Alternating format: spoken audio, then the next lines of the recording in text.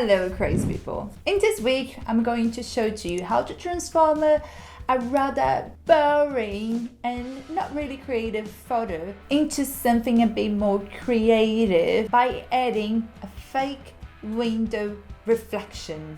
Let's do it! So we took this photo over here in my office against the wall. Very simple, using the same sets of lighting that I'm using right now. Nothing fancy, no strobes, no flash, nothing. Got this photo to Photoshop and I added a fake window reflection that I created on Adobe InDesign. And now I'm going to show to you how I did the editing. So start by bringing the image you choose to put the window design on it. Camera raw will open. I did a few lighting adjustments in camera raw and opened on Photoshop. I start by duplicating the layer on Photoshop. I like to do that. And I remove a few things using the remove tool from Photoshop. Brought the window design and adjust the size and where I wanted to place it. I like to go a bit in my face and eyes. You press Command T to free transform or go Edit Free Transform. To distort it, you click Ctrl right and you distort it to look more real. So after placing it, you change the opacity to around 20 and apply a blur filter.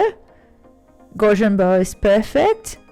And 25 is about right.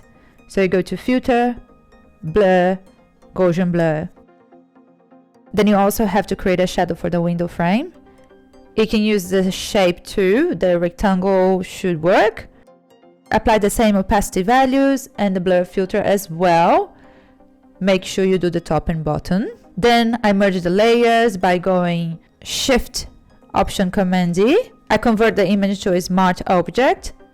So then when I applied any filter, I can go back there and change it anytime. This time I applied the camera raw filter. I did a few changes on camera raw, mainly the temperature and color to look a bit warmer.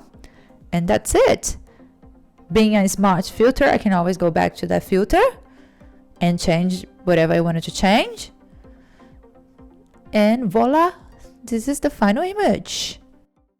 That's it, everybody. I hope you like the composition of this week. It's very simple. Everyone can do it. And it will make your photo way more creative. So you can put it in all different photos, but it needs to make sense. Don't forget to like this video, to subscribe to my channel if you haven't done yet. Follow me on the socials. And I have a surprise for you. You don't need to create a window pattern because I'm giving my one, the one that I created, to you. It's going to be on the link in the description below. And I'll be back next week with more.